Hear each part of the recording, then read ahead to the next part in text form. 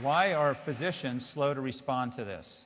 Well, as you know, they want peer-reviewed studies, and they're limited. This is a major paradigm shift for allopathic physicians like me, because we're not trained to go out on the periphery and the edge of science. We want mainstream. We want to know that all of our colleagues are doing the same thing. But I'm so far away from that now that I have to be careful I don't end up on some other planet, because I just think the model's wrong. So again,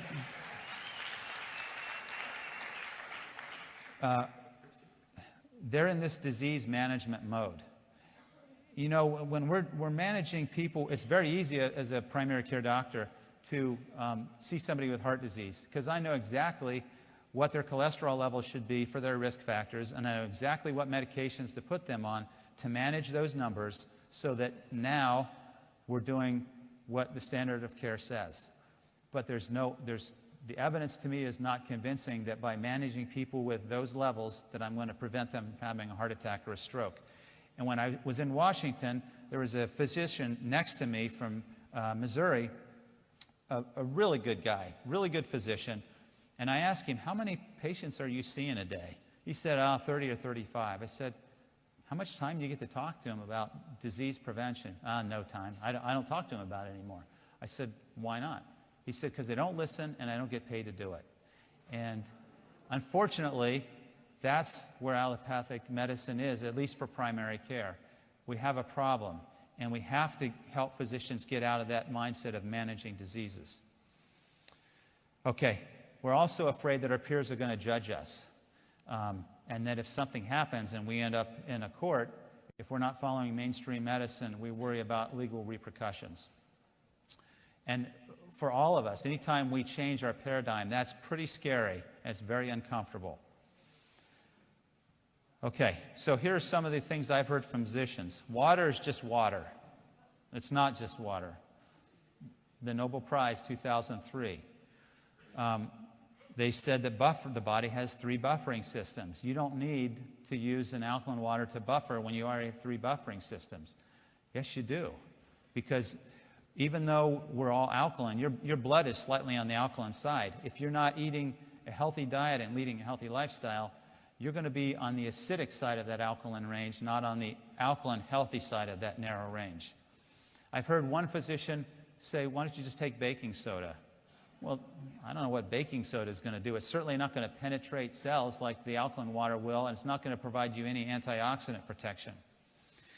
Some say, well, you drink that alkaline water, it's just going to be neutralized by the stomach acid, and that's not true, because stomach acid is not secreted until you stretch it with food or you put protein in the stomach, and that's the way it's intended to operate. So if you want to get the benefits of alkaline water, drink it in between meals. I don't even think there's harm in drinking alkaline water at a meal, but I would prefer that we all try to drink it in between meals when our stomach is empty, because it's quickly absorbed, just like alcohol is absorbed directly from the stomach. Is this the next wellness or hoax, wellness fad or hoax? It's not. There's research and there's plenty of support to show that this is going to impact healthcare in a major way for those physicians and healthcare providers who have an open mind. And then finally, they want to see data. Well, I've provided 28 abstracts. I don't know how much more data you need. Some people need more than that, but I certainly don't need more than that. Now, if you're still going to say water is just water, or your prospects or your skeptics are going to say that, then what I would say is read this book, Cells, Gels, and the Engines of Life by Gerald Pollack.